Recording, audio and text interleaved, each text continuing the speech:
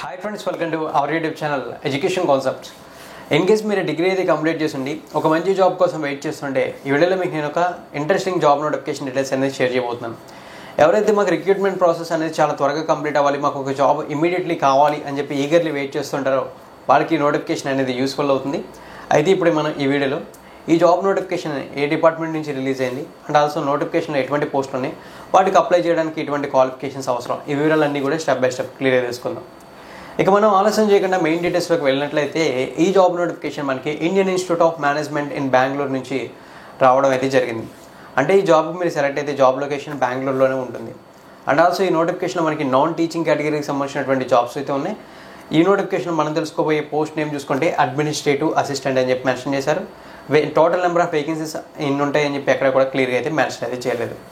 ఇక ఈ నోటిఫికేషన్ గురించి మనం తెలుసుకోవాల్సిన ఒక ఇంట్రెస్టింగ్ పాయింట్ ఏంటంటే ఈ జాబ్స్ని ఇనీషియల్గా మనకి కాంట్రాక్ట్ బేసిక్ మీదే తీసుకుంటున్నారు. తర్వాత కాంట్రాక్ట్ పీరియడ్స్ని మన పర్ఫార్మెన్స్ బేస్ చేసుకుని రెన్యువల్ చేయడమా లేదా డిపార్ట్మెంటల్ టెస్ట్లు ఏమైనా ఉండి ఆ టెస్ట్లకు అప్లై చేసుకుని మనం పర్మనెంట్ అవ్వడం అనేది తర్వాత డిసైడ్ అయితే అవుతుంది.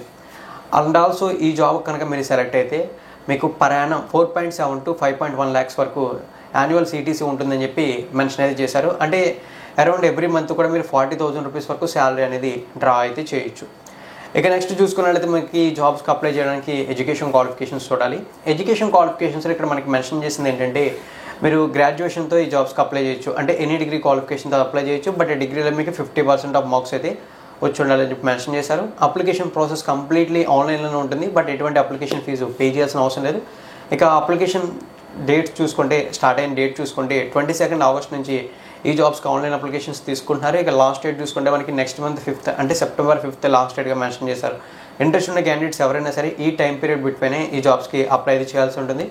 అప్లై చేసిన క్యాండిడేట్స్ని బేస్ చేసుకుని ఇంటర్వ్యూ ద్వారా సెలెక్ట్ చేయడమా లేదా రిటర్న్ టెస్ట్ ద్వారా సెలెక్ట్ చేయడం అనేది డిసైడ్ అవుతుందని చెప్పి మెన్షన్ అయితే చేశారు. ఇన్ కేస్ మీరు ఈ జాబ్స్కి అప్లై చేయాలనుకుంటే లింక్స్ అనేవి డిస్క్రిప్షన్లో ఇవ్వడం అయితే జరుగుతుంది. ఒకవేళ ఏమైనా డౌట్స్ ఉంటే కామెంట్ చేసి మీ డౌట్ని క్లియర్ అయితే చేసుకోవచ్చు. అండ్ ఆల్సో ఈ నోటిఫికేషన్ ఫుల్ డీటెయిల్స్ అయితే ఇవి. నా ఎక్స్ప్లెనేషన్ మీకు నచ్చిందంటే లైక్ చేసి సపోర్ట్ చేయండి. కొత్తగా ఎవరైనా విజిట్ చేస్తుంటే మన ఛానల్కి జాబ్ నోటిఫికేషన్ డీటెయిల్స్ తెలుసుకుని ఉంటే రెగ్యులర్ జాబ్ నోటిఫికేషన్ అప్డేట్స్ ఎప్పటికప్పుడు తెలుసుకోవడానికి మన ఛానల్ సబ్స్క్రైబ్ చేసి నోటిఫికేషన్ బెల్ ఐకాన్ని యాక్టివేట్ చేయండి. థ్యాంక్ యూ ఫ్రెండ్స్, వీడియోని ఎండింగ్ వరకు వాచ్ చేసి సపోర్ట్ చేస్తున్నందుకు.